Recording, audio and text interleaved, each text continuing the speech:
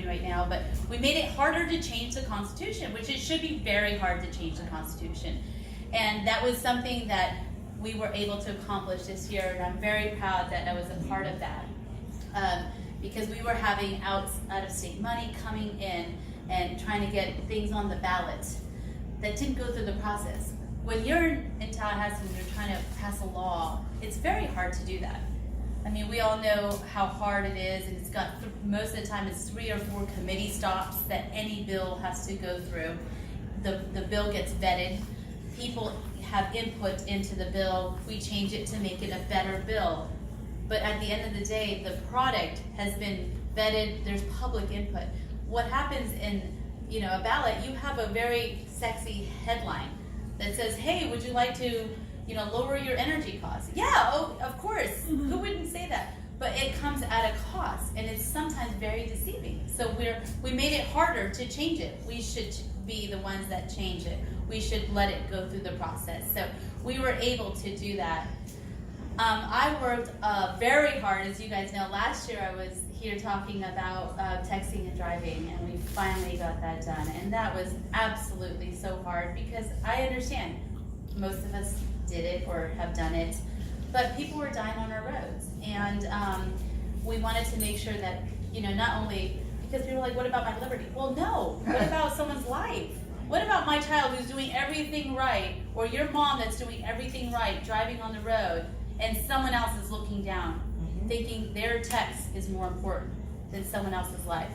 That's what I did, and I fought hard, and it was difficult, believe me. It was a lot of politics involved, even though most might think should be very common sense.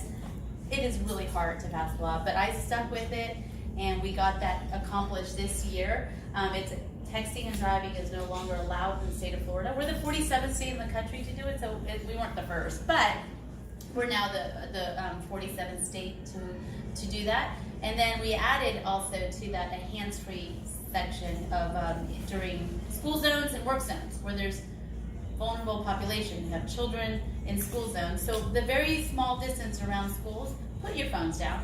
Don't make that phone call. Don't look at your GPS. It's very short. And also if there's active workers in a work zone. So it's just trying to make it safer, trying to reduce our insurance costs, which are astronomical and keep rising. But that was something that I got accomplished this year. I also worked on hospital billing. The cost of healthcare is so expensive, and in order to have things done for whether it's transportation or increasing access to education or teacher pay, we've got to manage our cost of healthcare. And one of the things that I wanted to do is make hospital billing more transparent. I don't know if you've ever gone to the hospital for a not an emergency procedure, but a non-emergent, maybe a shoulder surgery or some planned surgery. You don't know how much it's going to cost. Then you get the surprise bill at the end. And there's no way to dispute it. There's no way to, whether, if you had that data in the beginning, then you could have planned accordingly. Oh, I have to, save this much money a month until I could afford to do this surgery. But, so I wanted to make sure that hospitals give that information to the patient and that they are within 110% of their estimate. They've done thousands of these procedures. They know how much it costs.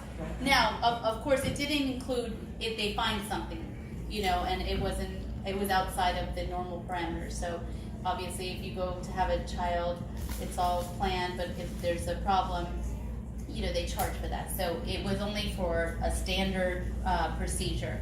That passed the House, but unfortunately didn't pass the Senate. So hopefully I'll come back next year and fight for that as well.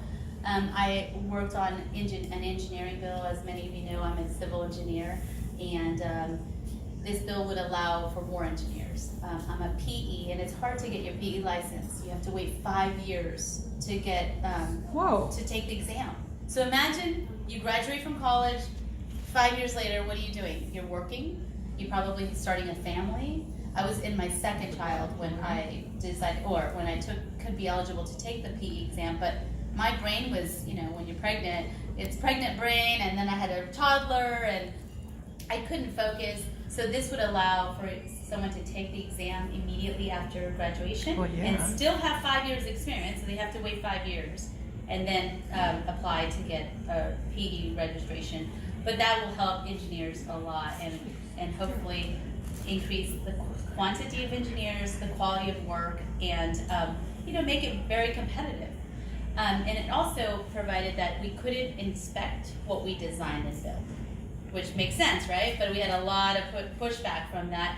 So, but you had a problem like FIU Bridge, where you had the same company designing it and inspecting it. And if I review something probably 10 times, I probably think it's right too. Nothing's going to change if I look at it the 11th time. So it just gives us more safety and security. But there were so many bills that we worked on, and typically we have hundreds of bills, not many bills pass. But I was happy to get some of these bills. I got the scooter bill. I don't know if you guys ride scooters, but they are, if they're regulated properly, they're going to be a great addition to transportation network and solving the first mile and last mile from a private company, not the government, but private companies. We're not paying for them. The government is not paying for them. We're allowing companies to come in, invest in our state, and provide alternatives to transportation and not relying on government. And that's really what I wanted. Just get out of the way. Government needs to get out of the way.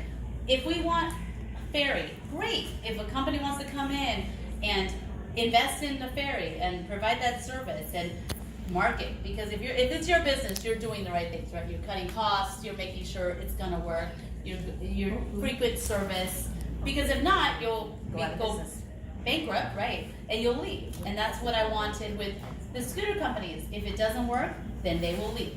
But government's not gonna say, no, I'm gonna dictate whether you're here or you're not here. So I worked really hard on that bill to try to create a free market, yet have regulations that are the same for everybody. Like you would Starbucks and ABC Coffee Company. You don't have your preferred Starbucks, in the city of Tampa. You get to pick, let the free market dictate who's in the city. So I worked on that, and I will continue to work on different bills. This year I'm planning on filing a veterans bill to help veterans grow businesses. And hopefully we'll have a tax incentive for companies to hire veteran workers and to grow veteran businesses, because we have MacDill right here, and we need to make sure that veterans are taken care of first and foremost. I'm also working on the vaping, the smoking epidemic, as you probably have been seeing in the news all the time. I have 5 children, and it's become an epidemic. We don't know what's in these vapes, and they're unregulated. So my bill would make it increase the age of smoking and vaping to 21. 95% of adult smokers started before the age of 21. If we can just make people not get addicted for these substances that now are being targeted to our youth. When you have cotton candy flavors, and I mean, there's so many, pina colada, but the flavors that are for children. Today I was in the grocery store, my daughter said, Mom, I want to buy this drink. It says cotton candy. And I was like, oh, what is this? And it's like creatine and like energy drink. But my daughter was like, no, it's cotton candy, Mom. And I'm like, why are they doing this? I don't even know what's in it, but I took a picture so I can research it. But that's what the vapes are. They're attracting our youth to vaping, and you have it as young as 10-year-olds, 11-year-olds starting to vape, because we have 18-year-olds in our high schools. 160,000 18-year-olds are in our high schools. So if we could just minimize the access to these harmful substances, then I think we can reduce the number of people that are becoming addicted to them. And that's what I will file along with Senator Simmons, who is from Orange County, and we'll work on it next year again. I'm very excited to do that. But there's many bills that I'm also thinking about running. One is a liens bill, just to protect your property better. And gosh, I'm trying to think of some of the other bills that I have filed, but I want to open it up to questions too, because I'm sure you guys have a lot of questions on what happens in Tallahassee or what I can do to help you in Tallahassee.